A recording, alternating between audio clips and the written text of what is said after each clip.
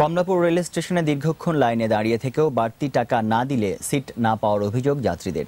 ২১-এর অনুসন্ধানে জানা গেছে এজন্য দায়ী স্টেশনের কিছু কর্মকর্তার অনিয়ম আর দুর্নীতি। এছাড়া ভেঙে পড়েছে ট্রেনের শিডিউলও।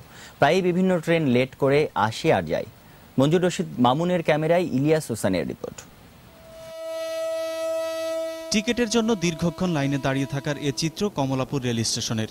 তারপরও মিলছে না টিকিট। জানা গেল বুথের ভেতর থেকেই টিকিট বিক্রি হচ্ছে অনিয়ম করে। হাতে নাতে ধরাও পড়লেন একজন, জানালেন টিকিট কেলেঙ্কারির সঙ্গে জড়িতদের কথা। ভিতর থেকে টিকিট দিচ্ছেন, বাইরে লোকজন দাঁড়ানো আছে, সেটা কি কারণে দিচ্ছেন? এটা আমাদের স্টাফ প্রাইস নিয়ে দিতেছে, আমি কি করবো বলেন? আমাদের উপর লেভেলে নিয়ে দিতেছে, আমি কি করবো বলেন? ম্যানেজার রুমে যান, স্টেশন ম্যানেজার কাছে গেলে হবে। বিষয়টি অবশ্য অস্বীকার করলেন স্টেশন ম্যানেজার। কথাও বলতে চাননি ক্যামেরার সামনে। এদিকে সাধারণ যাত্রীরাও জানালেন রেলওয়ে কর্মকর্তা কর্মচারীদের নানান অনিয়মের কথা। আমরা তো সিরিয়ালের দ্বারা আছি, আমরা আইনতভাবে আমরা পাওয়া, কিন্তু তারা এটা হলো তাদের খুশি, এটা তারা যেভাবে ইচ্ছা তারা এইভাবে করব। আমরা ইচ্ছে হলে দাঁড়ান, না হলে আপনি যাইতে পারেন। টিকিট চাচ্ছি, এর মাঝখানে স্টেশন মাস্টার চলে গেছে।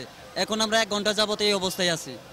90 টাকা সিট আর 10 টাকা আমাকে দিতে হবে। আমি তাহলে তো এটা হয় না ভাই, আপনি কিছু কম রাখেন। 90 সিট যারা লিগেল এটা রাখেন, বেশি রাখবেন কোন না, তাহলে সিট দেওয়া যাবে না। আমার সামনে একজন ঠিক আছে 150 টাকা মানে 15 টাকা বেশি নিয়ে হাতের ভিতর নিয়ে দিল। 135 টাকার টিকিট, উনি 150 টাকা, 150 টাকা দিলে আমি তো আপনাকে সিট দেবো। শত ঝক্কি ঝামেলা পেরিয়ে টিকিট মিললেও শেষ হয় না ভোগান্তির। ট্রেন কখন আসবে, আদৌ আসবে কিনা জানা থাকে না যাত্রীদের। আর স্টেশন মাস্টারকে তো দেখাই যায় না। 2টা থেকে এসে বসে আছি, কিন্তু ট্রেনের কোনো খবর নেই, এখন পর্যন্ত আসেনি। মাস্টারকে জিজ্ঞেস করলাম যে ট্রেন কটার সময় আসবে, আমাকে বললো কোনোদিন 11টার সময় আসে, কোনোদিন 2টার সময়, ওটা কোনো স্টেশন নেই। তা আসেন, বসে থাকেন। যেসব দুর্নীতিবাজ কর্মকর্তা কর্মচারীদের কারণে রেলওয়েকে লোকসান গুনতে হচ্ছে, তাদের অপসারণেরও দাবি জানান সাধারণ যাত্রীরা।